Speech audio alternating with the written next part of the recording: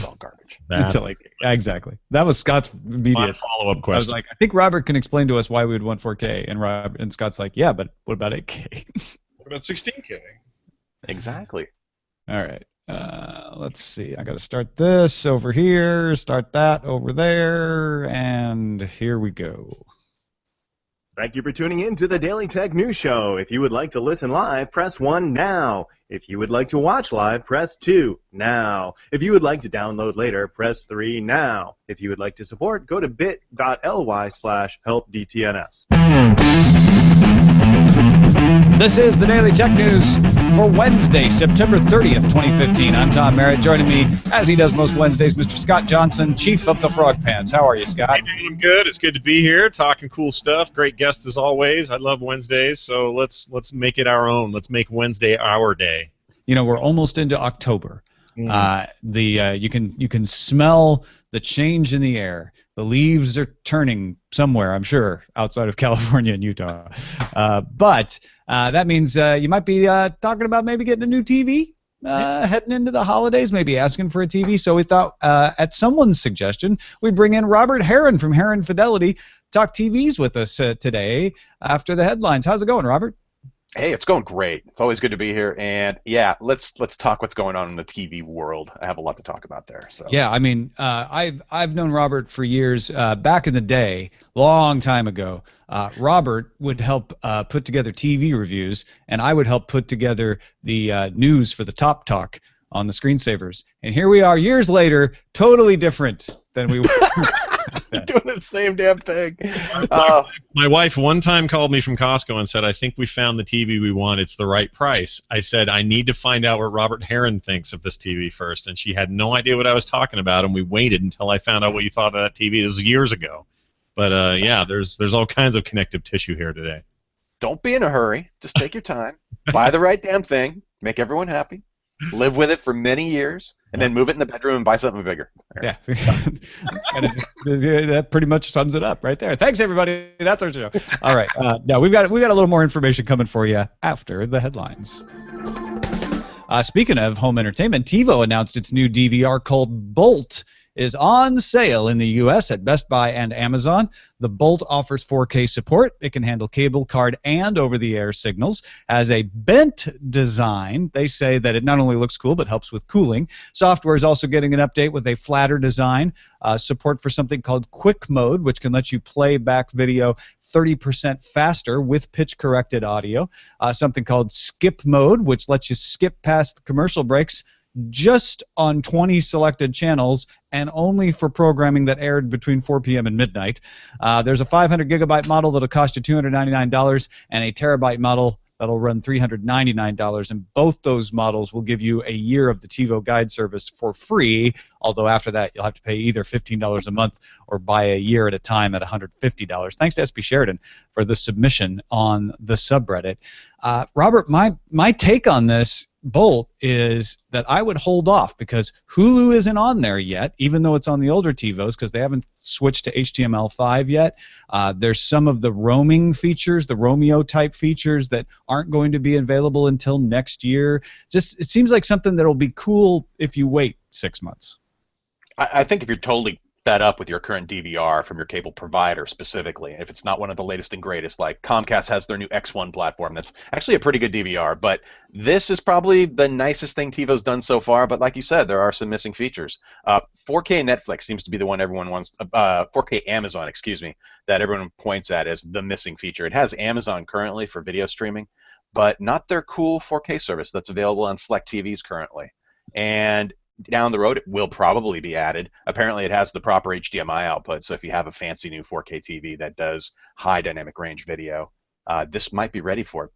But I always like to get away from giving my cable company any more money than possible, and this is a way to do it, yet still retain most of the same functionality you'll have with your paid subscription.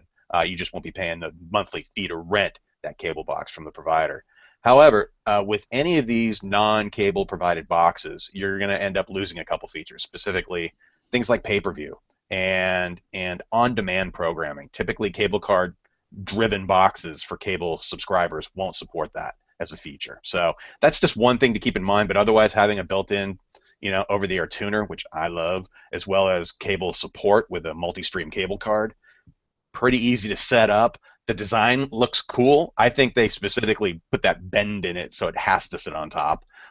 No other reason. I mean, cooling, sure. I'm sure it helps with cooling because there's more air. Yeah, why hard not? drives generate so much heat, unless you're living in the desert perhaps. But yeah, it looks like good hardware. But I'm really curious to see what they do as far as 4K content and if they can do more than just Netflix and YouTube at this point. So.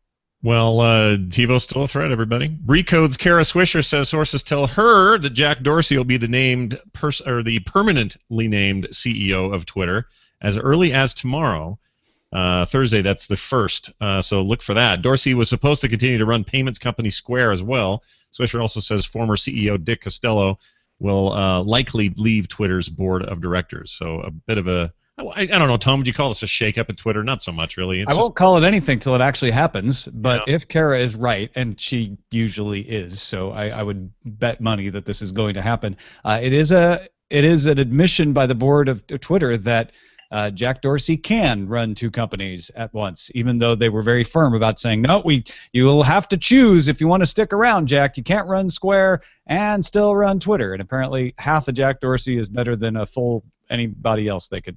It also seems to me, and maybe I'm completely out of the loop on what they do at either of these companies, but it seems like Square is the bigger thing to manage. It deals with finances and financials and law and all sorts of things that you have to kind of deal with. I know Twitter's a behemoth, but Twitter's about people saying stuff all day, and whether or not it's available in a certain country at any given time might be the most serious thing to come up. So if there are two companies where a guy could run both, maybe these are it, or maybe Twitter's one of the two. And the turnabout of that is everybody understands how Square is going to make their money. Twitter still under questions of, do you have enough users? Is your advertising model really going to turn around money? So you actually have to work a little harder to convince investors about Twitter than you do about something like Square. True. While the iPhone 6s doesn't come to China until October, Apple announced it has launched iBooks, Apple Music, and iTunes Movies in China as of today. The streaming catalog includes work from Eason Chan, Li Ronghao, JJ Lin, and GEM.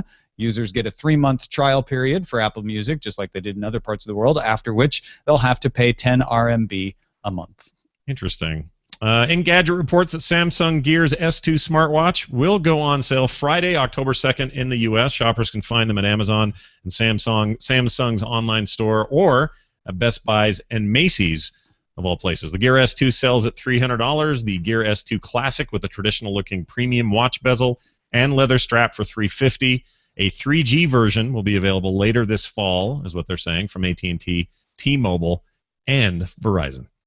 Ars Technica's Dan Gooden reports that security researchers have discovered a botnet of infected Linux computers executing a DDoS attack capable of as much as 150 gigabits per second of traffic. Akamai's advisory says the XOR DDoS, as it's being called, targets as many as 20 sites a day, 90% of which are located in Asia. XOR DDoS infects machines with improper security configuration and weak passwords. So it's not exploiting a vulnerability. Guys, it's a kind of a sad but yet coming of age mile marker for Linux. It's widespread enough to make a botnet out of, and it's got enough people using it that there's enough people doing it wrong with improper security procedures that it can be infected. I figured this was just always going to be the domain of thousands of Windows XP machines that nobody's updated, but clearly the Linux side of things needs to get their poop together. They all do. I mean, everybody needs to worry about security. I don't even think Apple can hide behind their we make great computers, but we're also such a small part of the market that nobody ever targets us, or we're inherently more protected. Yeah, that's not working so well for them anymore. Not working. No, not anymore anyway. Let's see. The Verge reports, we love The Verge, that Facebook profiles are getting a redesign. Some changes being tested now include a larger profile photo, because you need your bigger mug on there, and an optional looping profile video of up to 7 seconds. Another change, users will be able to set a temporary profile photo that automatically reverts back to the old one after a certain amount of time. The new profile also focuses more on you, asking you for a short bio, and placing about information, photos, and friends above your timeline posts. And I felt like Facebook's been in, sort of in need of an interface refresh for a while, so this sounds all right to me. Yeah, they've ignored profiles, even though people use them. And there's some things that will now be higher up on your profile page that maybe people didn't see anymore, so you might have to pay attention to what you share publicly. But I love this being able to change your profile photo temporarily. So if you want to be the goofy person with the Santa hat on in December, you don't have to remember to take it down, and maybe we'll see fewer of those no longer relevant protest profile photos that sometimes last for years after the issue at hand is long faded from public consciousness. Robert, you going to make a 7-second image video out of your Facebook profile? I might just have to, because I finally actually went back and posted a cover photo, at least, of my face. I went through at some point in the last year and deleted everything. And then I was all set to cancel everything and walk away from it, but I kind of left the account active. It's still how I keep track of people's birthdays, but the profile photo is the only thing I have currently in there. So the ability to mix that up automatically, sure, I like that as a feature. And, sure, you don't want to be Stop Sopa for the rest of your life, Like some of these people just forget they changed it, I guess. You could do I'm not here on cards. That could be your 7-second animated. That's a great idea. I have unliked everything. Yeah. NVIDIA has changed the name of its game streaming service Grid to GeForce Now, and it officially launches tomorrow, October 1st.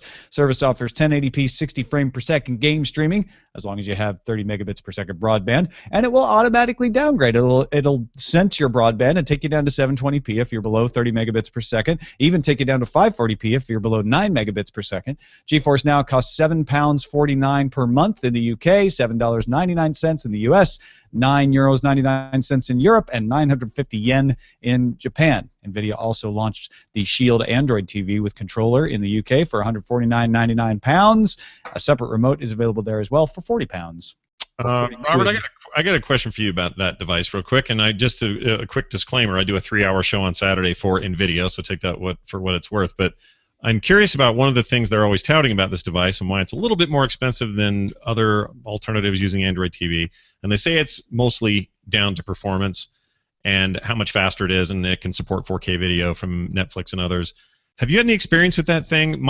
And specific to my question that came up this morning, when I hook that up to a 1080p television, I'm getting better quality Netflix out of it than I do a Roku or an Apple TV or anything else. Am I just seeing things, or is that actually happening with that tech? I fully believe you are seeing better pixels probably from that device. One, I'm sure as a premium product from NVIDIA, and they're hands-on with it directly, so every driver and app on it's going to be well optimized, especially given their graphics processing power, and that it has the horsepower to do 4K. And you compare that to some, like Roku stick devices in particular, are effectively like 720p devices at best. And it's really hard to know if you can't bring up some indicator on the screen to tell you what resolution it is. There are also various flavors of 1080p video from Netflix, be it their Super HD versus regular 1080p versus some other down-converted mode. But that should be one of the very best Android TV boxes out there. And it's actually something I should just own. I've seen nothing but phenomenal reports for it. I'm glad to hear you're having a pretty good experience with it. Yeah. And the output quality should just be fantastic. And it could also apparently be a really good game streaming device as well. So yeah, that stuff works really well. Streaming it from PCs works really well. Let's hope this now GeForce Now service does well. And Tom, it seems like $8 is the happy number for a lot of people. I think $8 seems like the right price here in the States. Yeah, just not 2 digits. And not even round up to 10 as easily as 9, right? So it's that magic number 8. Tesla unveiled the new Model X SUV last night. I quickly forwarded those photos to my wife in a desperate attempt to explain why we should have one of those one day. Probably never. Anyway, this was at an event in Fremont, California. Top-of-the-line P90D model will sell for $132,000 here in the States. 0 to 60 in 3.8 seconds. Ludicrous mode adds another 10K. Drops the 0 to 60 time to 3.2 seconds. Ludicrous speed! That's perfect. The all-wheel drive car is 5,441 pounds, has a top speed of 155 miles per hour and a range of around 250 miles. The cheaper 90D offers less performance but a 257-mile range, which is interesting. Notable features include a gull wing rear doors, a panorama windshield, a HEPA filter that can protect against bioweapons attacks, and lowest probability for rollover for any SUV. Thanks to Sunburn for the post on the subreddit. This thing's a beautiful car. That's Sunbun. Sunbun? What did I say? Sunburn? You said Sunburn. Well, if I get my Sunbun out in the sun, I told Sunbun that he was going to get a shout out in this show because of his subreddit post. So I had to correct you. I'm sorry. That's all good. That car's sexy hot. I want one bad. Well, you have to wait 8 to 12 months if you pre-order one now, Right. even though they're starting to roll them out. Like, they are way backordered. starfuryzeta wanted us to mention the Ars Technica article about Cole Marshall's quest to get high-speed internet in the house he built on an empty lot outside Sun Prairie, Wisconsin. Now, it's technically outside the city limits, but it's not that far. It's not terribly rural. There are other people living next to him, for instance. Before he built on the lot, he went to Charter Communications and Frontier Communications, and they both said, yes, we can provide you internet access. After he built the house, Charter said it would only cost $117,000 payable in advance to extend the network to Marshall's new home. Frontier wasn't quite so bad. They just revised the speed they could provide him down from 24 megabits per second to a max of 3. Well, it was nice of them to say this all after he bought the home. How lovely. Yeah, so basically what they're saying was, we didn't really check that close. We thought you were in a zip code that could be serviced, but turns out you're just a little too far from the node. And by the way, totally unrelated, but Sun Prairie, Wisconsin has been considering rolling out municipal internet, and both Charter and Frontier have been saying that's a bad idea. Oh, I was hoping but you can still get DSL though, apparently, although it drops from 24 megabit down to 3. Which So at least he's not cut out of any option. That's a good point. But this guy works from home as a web developer. I would say to check for would be, we have a club facility that's just outside it. Well, it's right on the border of the city limits, and we do not get cable service out there either, nor is DSL even provided. And we were using satellite-provided internet service for a while, and it's horrible. However, we found a local company that does microwave delivery, and they shoot a beam at us from 10 miles away, and it is very similar to the performance you get with a cable subscription for internet. So my sister used look to around have and that see if you have any other options available too, because I pity it. I pity anyone who can't get good internet service, especially if it's something everyone depends on it nowadays. Yeah. So It'd be funny if they said, "Well, we didn't think you were going to really build the house." But you didn't get that in writing. Yeah, well, that was the problem. He never got anything in writing, so he can't do anything about it now. Your problem. The next web reports HTC will reveal its next smartphone at noon Eastern on October 20th in a live stream at htc.com/launch. So write that down and be ready. The launch will be a virtual event open to everyone and encourages you to use the hashtag #BeBrilliant. Sure, do that if you're an HTC fan. And Gadget reports a company called Drayson claims to have created the first commercial technology that can turn ambient radio signals into electricity. The product is called FreeVolt. It uses multiband antenna to put RF in the 0.5 to 5 gigahertz range through a rectifier that converts it to DC, direct current electricity. FreeVolt can only produce 100 microwatts of power, so this is not going to charge your cell phone. They're targeting it for the Internet of Things, powering sensors that require low power. Drayson already makes an air pollution monitor called Clean Space for £55 through Crowdfunder as a demonstration of what FreeVolt can do, but they're mostly hoping to license it to other people. Development kits are available for pre-order today. I'd be really curious about interfering with people's like pacemakers and stuff, if that's an issue or not. Maybe it's not. I don't know. I don't know how that works. Well, think about it. No. This doesn't have anything to do with pacemakers. What this does is takes the radio signals that are around you already. Yeah. Doesn't broadcast anything. And electrifies them. No, it takes like them and it passively accepts them through the antenna and then converts it into electricity. And then goes through your body and No. tears the brain in half. No. Oh. But there's just not a lot of power to be had in those waves flying around. Good point. I'm putting more power off right now from my. But what if I just leave the microwave open? I kind of jam a screwdriver in there. Does that give it an extra kick? To try to give yourself a little extra charge. Oh, come on! There's got to be. Well, a way. I mean, and it is I'm going to use my 1,200 watt microwave to get an extra. I don't know. If you're in a city, you're going to have. You're going to have plenty of bandwidth going on with radio broadcasts and everything, people with Wi-Fi and all that stuff. If you're out in a rural area, though, this might not actually even work for 100 microwatts. So. Well, there you go. The next web reports Russian company Mail.ru has made its Maps.me product open source, meaning developers can embed the maps freely in their apps. Map.me is based on data from OpenStreetMap with the addition of full online navigation. The hope is that more people integrating Maps.me into apps will lead to more data contributed back to the OpenStreetMap project. Makes sense to me. I think it's a conspiracy, Scott, because they say this will be good for some kind of humanity project, right? Some kind of non-governmental organization. But because it's Russia. What if gonna it's change my the map. pacemaker with the map data? All right, now we're even. No, this is a great thing. OpenStreetMaps needs more participants, and Mail.ru actually getting involved and promoting it, and open sourcing their own product to make it more accessible. That's fantastic. I love it. There you go. Thanks to everybody who submits stories. As we mentioned a few on this show at dailytechnewsshow.reddit.com. Not only do we have the ability for you to help form the show by voting, but you can make comments as well. So go do it at dailytechnewsshow.reddit.com. And that's a look at the headlines. All right, Robert Heron. We've got a lot of weird stuff out there in TV land right now. We've got Ultra HD and 4K and OLED and quantum dots. We're going to try to cover a lot of it here. Let's start, though, with SUHD. What is the difference? When somebody says SUHD, does that mean anything different than 4K?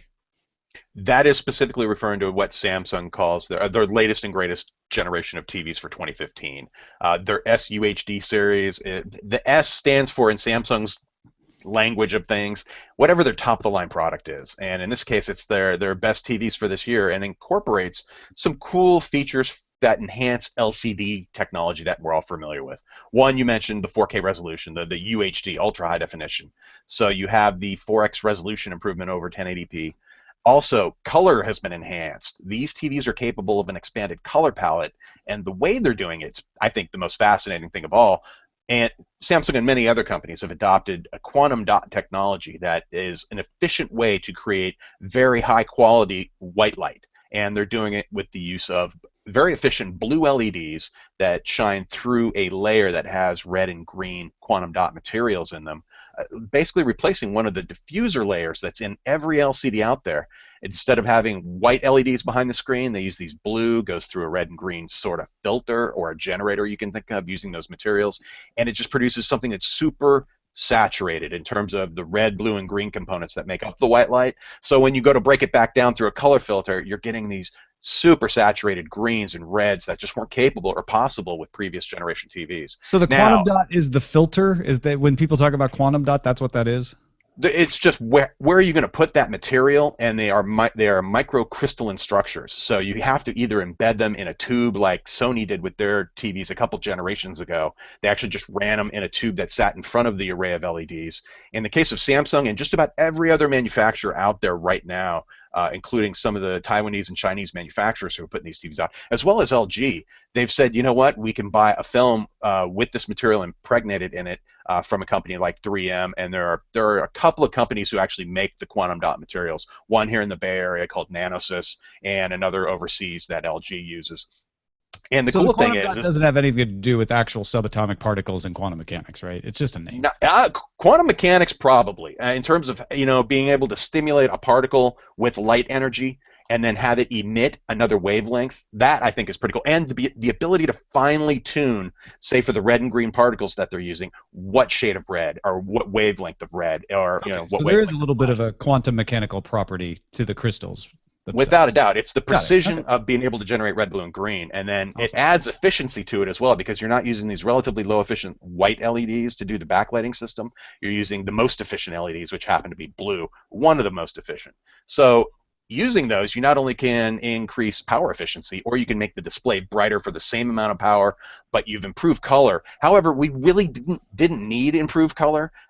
Just about every TV nowadays can do what the spec says for HD video. They call it Rec 709. That color space is much smaller than, say, what's used in commercial cinema, and this quantum dot material basically enhances the size of the color palette. So going forward, they can now author content with an expanded color palette. Ferrari red properly represented, or blue greens out of the ocean that most TVs or even the encoding system isn't set up to properly represent, can now be done. And however, it's chicken and the egg. We are waiting for content that actually supports these expanded color palettes. But Samsung has taken that and integrated it into their latest TVs as well.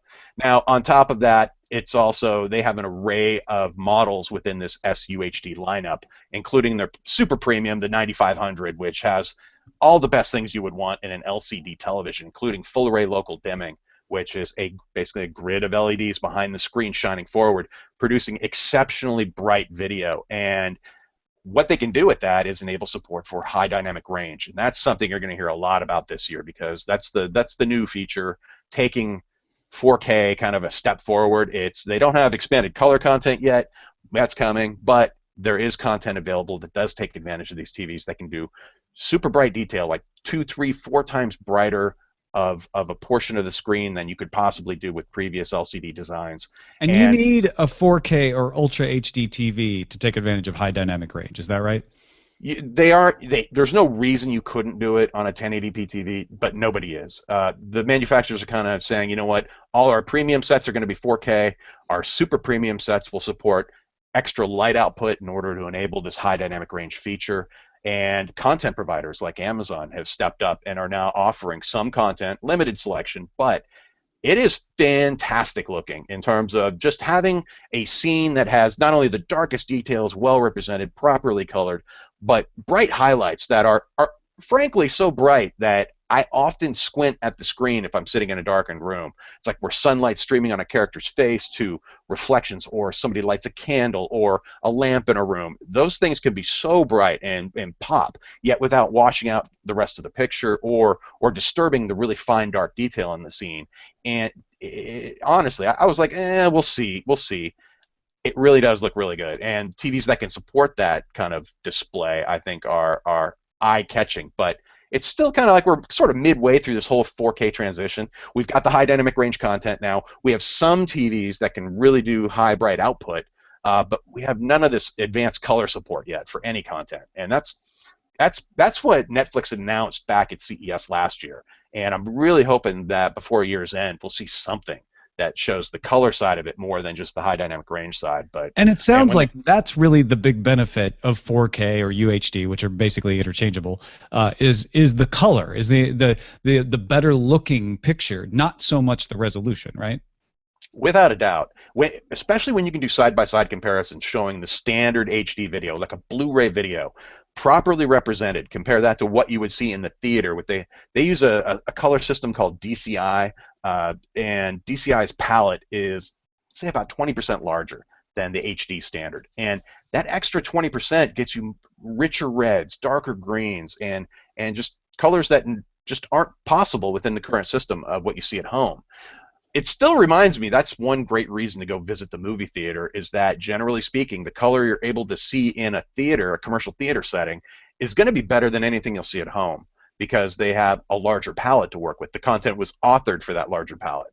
And we're waiting right now to see TVs that support the larger palette, in addition to high dynamic range as well. So far, it's currently Samsung's top-of-the-line SUHD TVs, as well as some of LG's latest OLED panels, which are also probably some of my favorite display technology of the moment. Well, here I got a question for you. This is something that you heard for years and still hear it today. Big deal, even with 1080p. I remember people saying, "Well, big deal that Netflix says they're going to support high definition, because really it never will be, because it can't be. We don't have the bandwidth to get the video down, so no matter what, it's going to be a little artifacted. It's not going to look great. It's going to be grainy. So why is everyone in such a rush to get these high def TVs?" The technologies you just laid out and described for me sound like the answer to that. So, or a place we can meet in the middle, which says, yeah, we need to figure out compression algorithms and everything else to make it so this quote-unquote ultra high-definition content coming from Netflix and everyone else is good enough, but also not killing everybody's bandwidth and not eating up the internet. But then on the other side,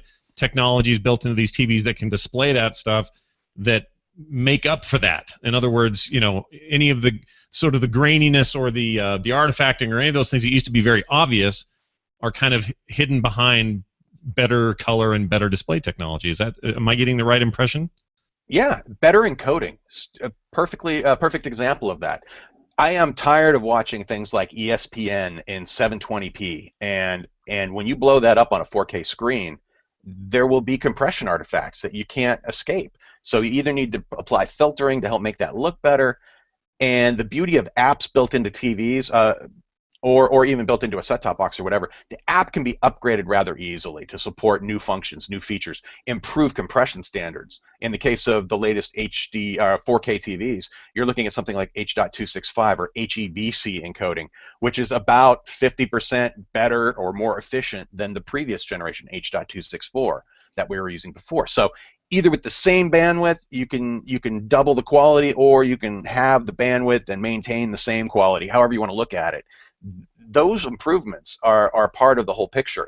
And going forward, even for over the air, we're looking at something called ATSC3, the new digital TV standard.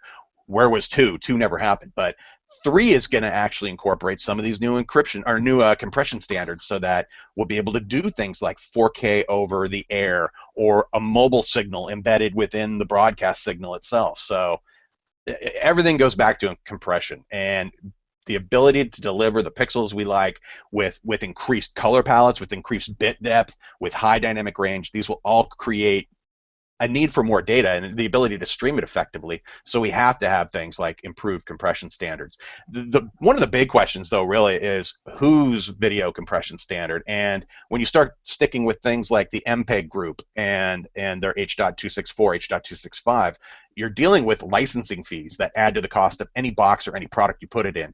So there are a group of heavyweight players right now who are all saying, you know what, maybe we should come up with a standard that's royalty free, so that we can just get this into systems. We're not, if you want to develop a new product or a new service, you're not having to pay out per unit or per user a lot of money in order to just to get a handful of patents covered to make sure we're doing this legitimately.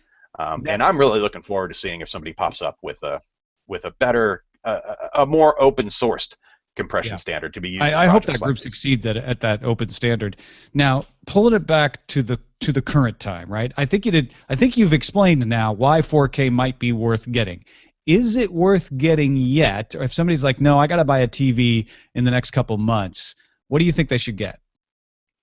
It will depend on if you're going for a premium model from any manufacturer. Just about all of them will be 4K TVs. In another year or two, any TV 55 inches and larger will simply be a 4K screen. That's just basically the manufacturing numbers, how they worked out. It was very easy for them to simply quadruple the number of pixels compared to 1080p. And when you get into larger screen sizes, it becomes easier still. So 4K is going to be kind of just a checkbox feature, like many other things are, like apps or not, or 3D or not.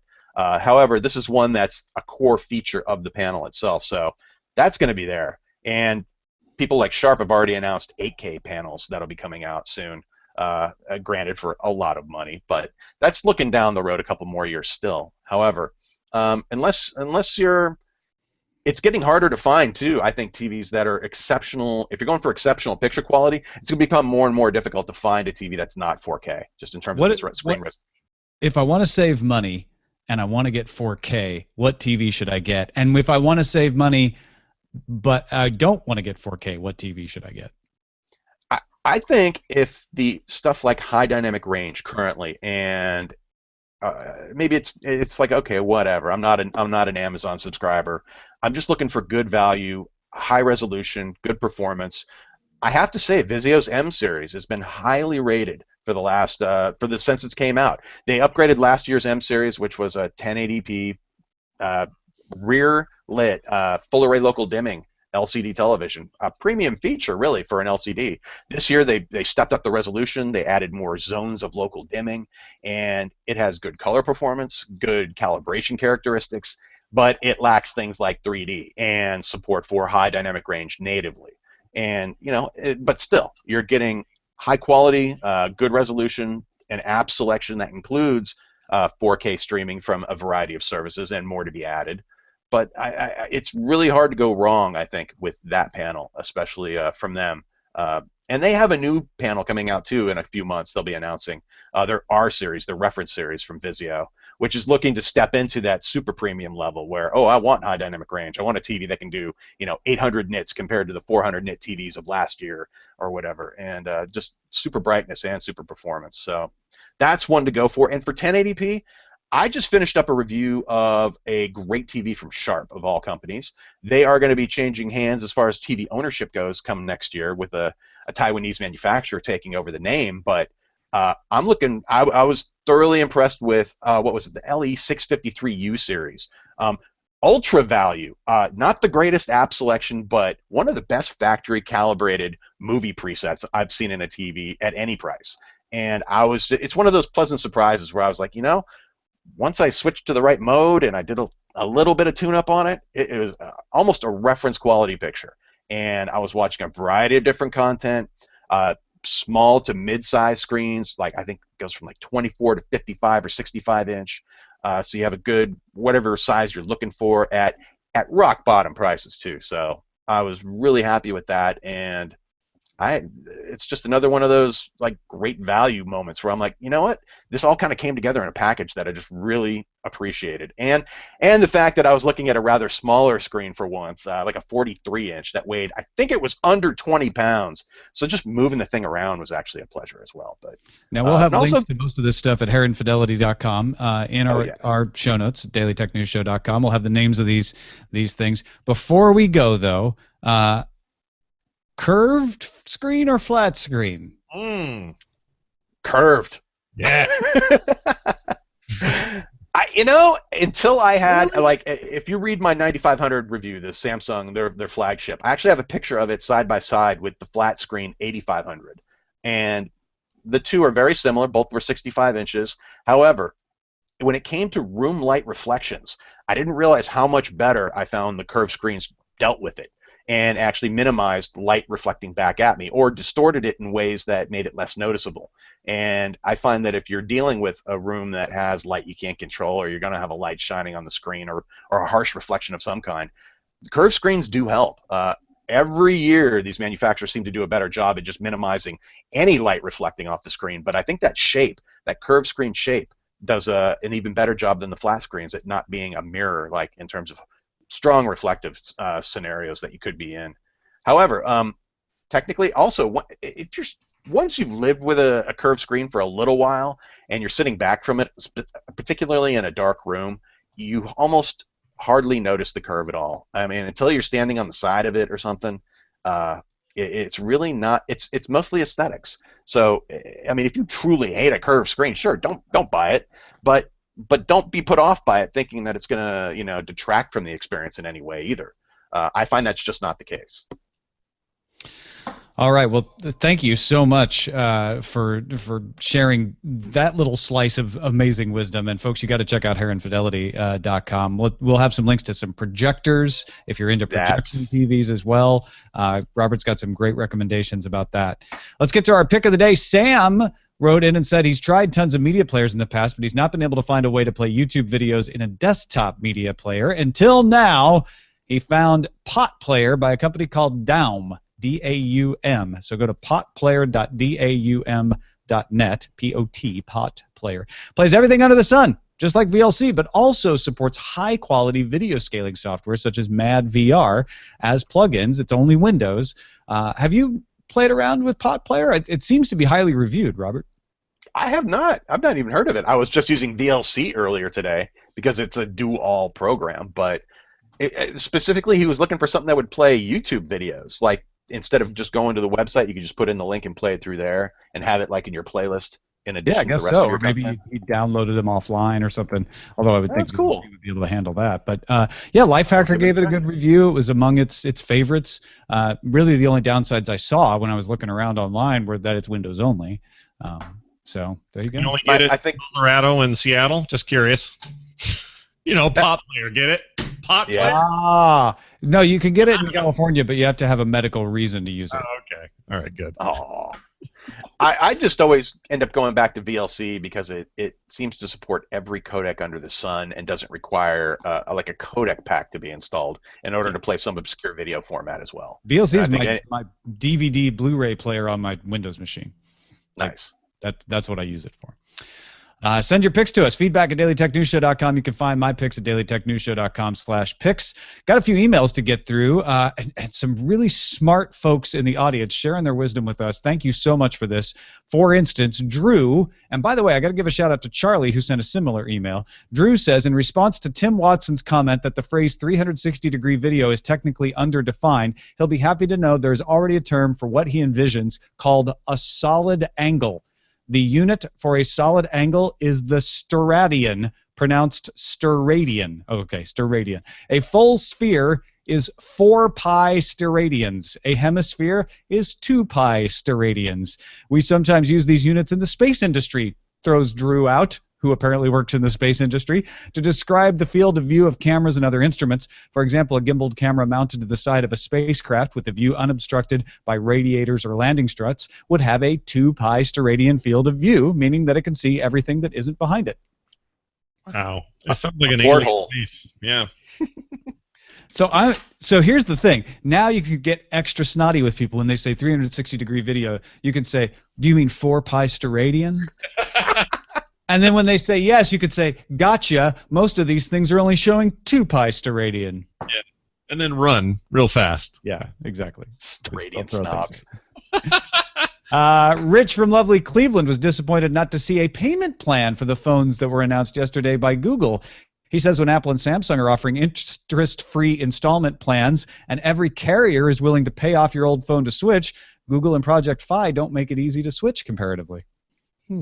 Yeah, that is interesting. I thought that they usually have some of that stuff from those announcements. It didn't even occur to me until this email that they didn't talk about any of that. Yeah, if they have something like that, I missed it. I looked on the store. I didn't see any announcement of it or any indication. I even went through the process of buying one of the phones up until the point you pay, and it didn't offer me a payment plan. So, yeah, I think that's a fair point. I was happy to see more additions to the Google Fi system anyway. At least all the new Nexus phones will be available and can be used with that service. So for sure. More than just the Nexus 6 now. Regarding Chromecast audio, Graham added a few advantages the Chromecast audio has over just straight Bluetooth to your speaker. Reduced battery consumption on the phone over Bluetooth. The phone can be used for other things while it's streaming the audio, calls, games, etc., without interrupting the music. And control can be passed to another device. You don't pair it with just one device. You can add things. Different people can add things. And the streaming isn't coming from your phone anymore. It's coming from the actual dongle that's attached to your speaker. Jake in Windy, Virginia says, why couldn't they have just had a single device? They're both $35. Just have it know which port you're plugged into, and to control how it presented itself to the cast button, I'd have paid an extra $5 to not have to choose which version I want to buy. Wow. I'm down with that. Yeah. Not a bad idea. I'll be curious to see if it has lossless format support for audio, because that would be pretty cool for driving a speaker in general. Really good question. Compared to, I did a test recently with a portable speaker unit, and I found that as good as Bluetooth streaming is for audio, nothing beats a hardwired connection. I mean, I was doing CD quality samples to the player or to the speaker system, and it made a difference hardwiring it versus any type of Bluetooth streaming. Alex thinks he knows why Veronica was told she had got a fix for her car, while VW is still saying they're working on a fix for the cars with the defeat algorithm. He thinks the fix Veronica got was removing the algorithm that fools the EPA test, but that still leaves the car out of compliance with EPA standards. He thinks that's the second fix that VW is working on. He says VW is left with the rather unfortunate situation where they'll have to strip power away or lower fuel economy. They can just reprogram all the vehicles to run in EPA testing mode, but I've heard that no sane human would want to drive the car in that state because it would basically lose all that lovely power and acceleration. The other option is to just let the fuel economy plummet, which is also not very enticing for people. And the third option would be to change how it handles emissions, which would be expensive. So it's kind of a no-win scenario. It's the Kobayashi Maru for VW there. That email also that email very well illustrates the entire problem almost in a nutshell too, which is interesting. This is they cheated, and they cheated because look at all the trade-offs that they had to face, and they had to figure out what to do, and they didn't want to make any of them, so they didn't. Alex wrote a lot more explanation of all of that. If you want to see it, it will be in our show notes at dailytechnewsshow.com. Also, several people wrote out to point out that we mentioned the Pixel C being cheaper than the Microsoft Surface, but it's actually not. We were thinking of the Microsoft Surface Pro because we were still thinking in those old terms of Windows RT versus Windows, but the Surface 3 is cheaper. Not the Surface 3 Pro, but the Surface 3 is cheaper and has full Windows 10. So we regret the error and put forward this as our correction. Robert Heron, thank you so much, my friend. People, you should go read what Robert does if you're at all interested in televisions. Where can they find you, and what can they find there? They can head over to my website at heronfidelity.com, and I keep that updated with not only good deals, but in addition to the reviews, anything I'm touching currently or have touched in terms of home theater gear. It's a good way to just see what I think of it and what my test results were, and to get a good feel for what's out there and coming up. And we've got trade shows coming. I've got a handful of reviews I still need to post. And I'm working on I have a projector right behind me. I'm finishing up today, that cool LG LED projector that has a built-in over-the-air tuner and apps. It's like a smart projector. Absolutely love it. If you follow me on Twitter, I actually have a picture of it. We were using it for Sunday Night Football out in the backyard, and awesome. It's just awesome, and it's under $1,000 too, which is for a 1080p LED projector. So you're not dealing with the lamp module and all that other hassle of projector ownership. But yeah, Twitter is the best place to follow me for a daily just what the hell am I up to, and then check me out on my website if you would. Yeah, it's Heron, Heron, heronfidelity.com, or Robert Heron on Twitter. Scott Johnson, anything from you before we get out of here? I'm so excited about TVs now. It's another thing I noticed about Robert's site is he answers people's comments on posts. So if he does a review and then says a bunch of stuff and then it's big and detailed and people come and have a question, he answers all these questions. You're a typing maniac, so it's super impressive. Try. Thank you. There's a lot going on in my life, but the most important thing people should probably do is just follow me on Twitter at Scott Johnson. Go to frogpants.com. /core if you're at all a fan of the game Heroes of the Storm from Blizzard. We have a brand new show just launched Saturday, second episode coming up this week.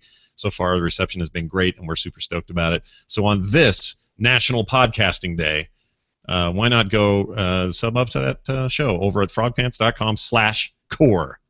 If you want more shows like this, folks, you have to support us. It's your support that powers this show. dailytechnewsshow.com/support to find our Patreon link, our PayPal link, and our store. Please, those of you who have been supporting us, thank you so much, and hopefully more of you can help us do bigger and better things like today's show. We want to do more stuff. Our email address is feedback@dailytechnewsshow.com. You can give us a call, 512-59-DAILY. Listen to the show live Monday through Friday at 4:30 p.m. Eastern at player.alphageekradio.com. Visit our website, dailytechnewsshow.com. Back tomorrow with Derek Colanduno from the Skeptical Podcast. Talk to you then. This show is part of the Frog Pants Network. Get more at frogpants.com. Diamond Club hopes you have enjoyed this program. Yes. Nice show, guys. Yeah, that was great. Thanks, Scott, man. it was a pleasure. Yeah, Skepticality. I always say skeptical. Oh my goodness. I gotta say, it was absolute pleasure, Robert. OLED TVs are what's blowing me away right now. I feel like I wish we had a space to just come bring you back for like an hour. You know, like a TV special. Figure it out. Yeah. There's just so much to talk about. Display tech is cool. It just gets better every year, and there's some futuristic stuff that I'm hoping. We were talking about quantum dots in terms of how they are as far as being stimulated by a light source, but there's no reason you couldn't stimulate it with an electron source, and it could be a direct emissive display like an OLED, and that to me is what will be coming next, if there is a next coming up in the next couple of years. So. How reasonable would it be to approach one of these newer displays at those resolutions as big production displays for like a Mac Pro or a big beefy PC or something? Because it used to be, oh well, if you do that, it's 1080p. You're kind of locked at this lower resolution. There are better display options for your PCs and Macs or whatever. But to me, it just feels real tempting to go grab like a 55-inch Vizio or something and have a really sweet display. I know a lot of people buying those 40-something inch 4K UHD TVs for specifically using it as a computer monitor, Hmm. something supersized, be it somebody with vision problems or if you just want a large format display. And Yeah. I know professionals too, be it a colorist for movies or somebody in just some sort of video production that will have one of these sets as a kind of a reference display. Granted, if you're doing that professionally for video work, you're buying a good reference monitor from a reputable company.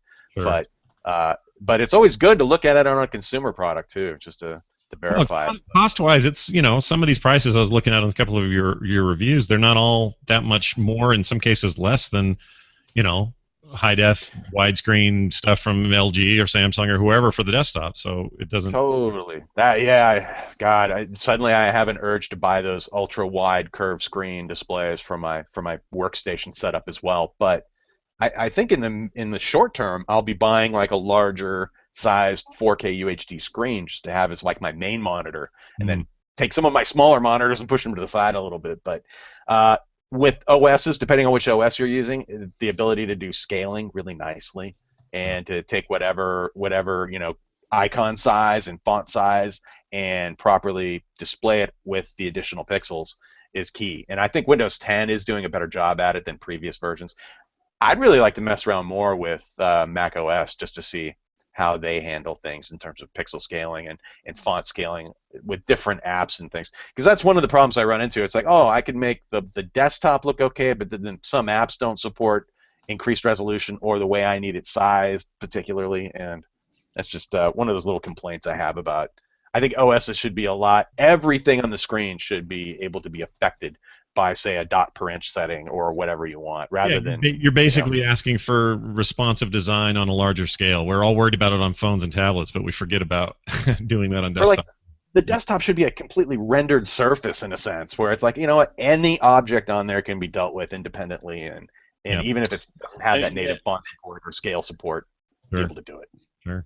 Yeah, I mean that just brings into a So bigger issue of software sorry to development. interrupt. Beatmaster just sent a link that Project Fi has a installment plan. Google didn't mention it during the announcement. Oh, but they have it though. All Yeah. right. I was gonna say, because for a while there, the Nexus 6 they had with installment plans where you can make payments on it too. So good. I want to switch my mom over to that, but she loves Siri too much, man. Mama needs Siri, so she's gonna stick with iOS for a while. So I might move myself over though to Fi. I like the pricing. The 5X. I need a new phone. I I definitely. just got a Galaxy S6, so I'm like, I'm not in a hurry for anything at the moment. So My phone keeps crashing on me now when I take calls. That's not cool. that's unacceptable. I know it's a phone. I should be able to answer calls. Nah, it's not the killer app for phones, I don't think. Damn phone calls. I'm going to call this episode Schrodinger's Television because we were talking about quantum dots, and Tinvec just submitted that, and it made me laugh. So there. I like Okay. Quantum dots. Not bad. But if there's if you get a chance to go visit, there's Nanosys in the South Bay. They do the quantum dot material for Samsung TVs and a bunch of others. So, and then companies like 3M will take that material and embed it in the diffuser layers that manufacturers can swap out for one of the regular diffuser layers. And that's why suddenly everyone's doing it, because it's so cheap to do now, relatively speaking. It's just we're going to take out one part we're already using and throw in another part and put in some different colored LEDs, and then have a display that we can now claim has we're 98% DCI color spec or whatever form. So, I mean, and you figure too, with Hollywood already authoring this content in that color space, it's not going to be. I don't think it'll be much longer before we'll have expanded color palette in our regular viewing arsenal. So. Beatmaster was asking a question in the chat room I thought was interesting, and I just didn't work it into our conversation. But do quantum dots have any downsides right now, or are they kind of a quantum dot is a quantum dot, and they won't improve, the technology won't improve over time? No, I mean the one thing they did compared to like a year or two ago was to remove cadmium as a toxic element within the formula, and when they did that, it made the particles much smaller. And when you're talking like, wow, okay, half a nanometer suddenly changes the wavelength, and so you have to be able to bend these particles very precisely. So that became an issue, but that's just a technical thing that you work it out and you figure a way to do it. But I see no downside to this. The elements are the particles are very stable. They're suspended in a trapped layers of plastic, and it does nothing but either improve what you see or improve how bright it is or the overall battery life if it's a mobile device. And they've been in pretty wide use now for a couple of years, starting, I think one of the first devices was Amazon's Fire, one of the Fire tablets was the very first one, and they simply went for, we want it to be as bright as possible. So they used a very all about nits. Yep, it was a very loose filter. They weren't all about expanded color palettes. They were just simply, we want to be able to just create it as bright as can be, or brighter than last year's at the same power consumption level. So it's cool stuff. But as neat as it is, I'm looking forward to seeing if anyone does an emissive display based on quantum dots rather than just helping an LED and an LCD make better quality of light. So that would be the down the road improvement. It's not in the dot itself, but just using the dot in a different way. Totally, because LCDs, I mean, no matter how good they are, they all have issues with off-axis viewing. You're basically looking at a very expensive light filter with a bright light behind it pushing through, and plasma, rest in peace. But OLED is the cool thing, being the emissive, display technology that should assume, the lead role. Currently, I mean, once you see an OLED display and it can do perfect black, it's really hard to go back and look at other stuff, especially at off-axis viewing angles. If you're not seated in the sweet spot, you still have phenomenal picture quality. It's just the cost right now. LG's best OLEDs at screen sizes in the 60+ inch range are getting into the price of a good used car, and so it's not for everyone. I mean, I want them cheaper, but I'm not dropping 10 grand on a TV this week either. So I remember the first plasmas were like 36 grand.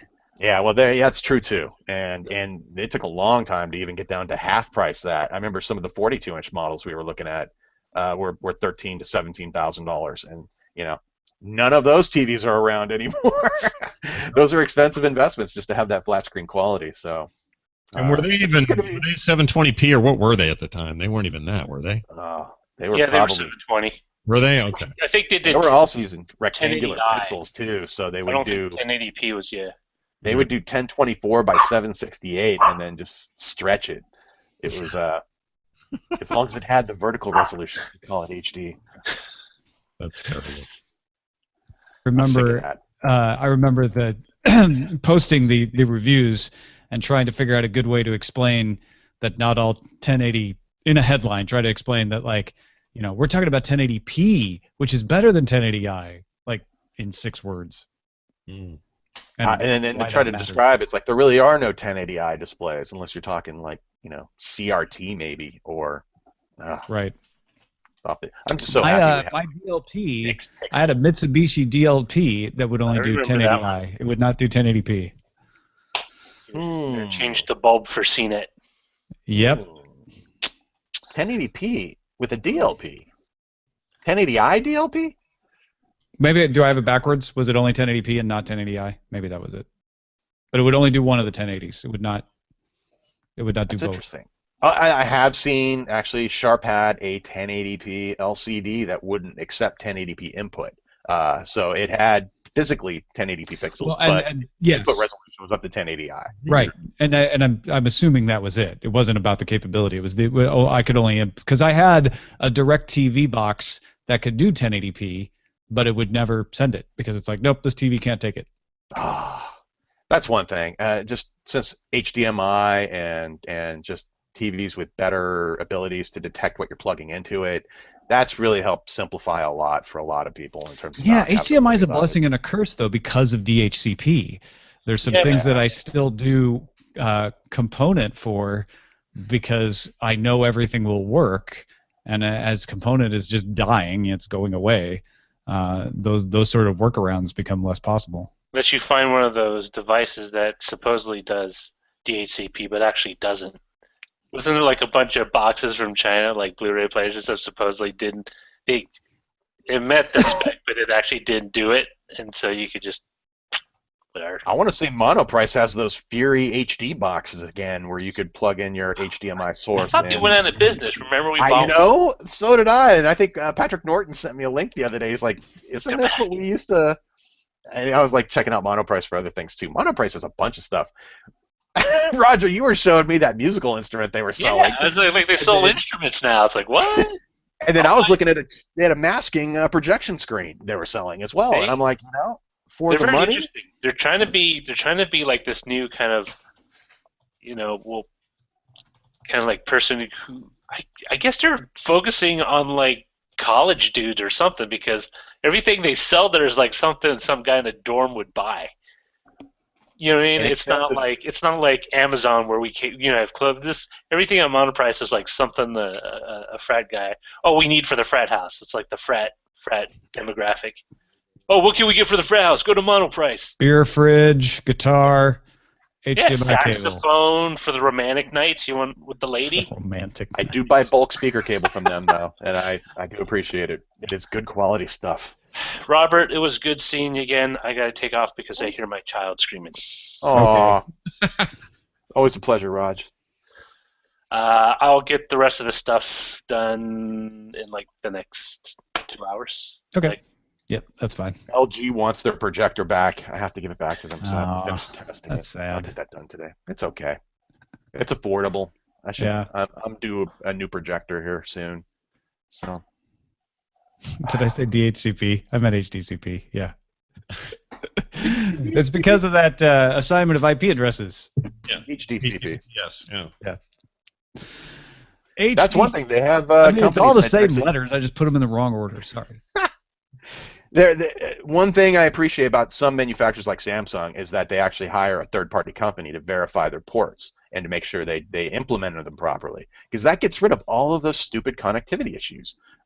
Just having the folks who design the chipsets that go into those TVs do a verification to make sure it supports everything properly.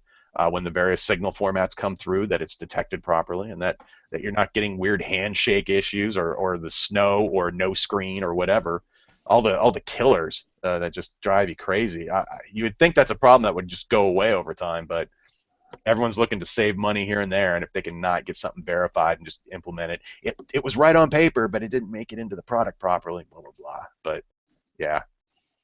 Still, there's so much good home theater stuff right now. Audio, new 3D formats, all the 4K streaming stuff coming. Yeah, and the 4K thing feels like it's starting to, it felt like pie in the sky maybe even 8 months ago, but lately everything seems to be aligning, I guess, or something. Something's happening, and it feels like it's good movement on all sides for that. So I'm kind of excited for once. Yeah, I feel like it's we've there. been in a trough, Robert, and I'm sure you're more aware of this than anybody, where 3D wasn't really that exciting for a lot of people, and we didn't have a lot to get excited about displays for a couple of years there, and now 4K content's coming out. Like, it feels a little bit like HD did around the year 2000, right? Where it's like, ooh, there's a little bit of content, the prices are coming down, like starting to be time to pay attention. I agree. Everything's working well. The compression schemes are there to take advantage of it. More of us have broadband. What's the name of that consortium? I couldn't remember it off the top of my head either. But it's got everybody in it. Like, everybody under the sun wants to create that open codec. Oh, I don't remember the name of it off the top of my head, but I remember Microsoft, Google, and a lot of the heavy video players are. I think just about every manufacturer. Everybody but Apple was in it, pretty much. Yes, that was the curious missing component there. But those kind of things are necessary, especially when you look at other countries too. In particular for digital television, for broadcast over the air. I want to say it was Brazil that waited until they could come up with a box that had almost no royalties associated with it, so they could distribute it to the population cheaply, and they weren't bound in these agreements where the half the cost of this set-top box goes into royalties and other proprietary technologies, and it's like, yeah, I don't blame you. I mean, I understand the desire to make money, but at the same point, when it comes to getting content or getting product out to enjoy this content to more people. At prices we want to pay, that's the way to do it. And the Alliance for Open Media is the name. Yes, That's what I need to go write up about. Amazon, Cisco, Google, Intel, Microsoft, Mozilla, Netflix. That's just some of them. That's not even everybody. The AFOM. I like it. It's a good acronym. The Alliance. Yes. And then there's the Horde for H.264. No, I didn't. MPEG LA. That's their the Horde. baby. MPEG LA, the Horde They are of the video Horde. codecs. Oh man. That's great. And I'm for the Horde, normally, except in this case. Yeah. You got to be picky. Yep. All right, well, I am out of the post. Thanks, everybody. Thanks, everyone.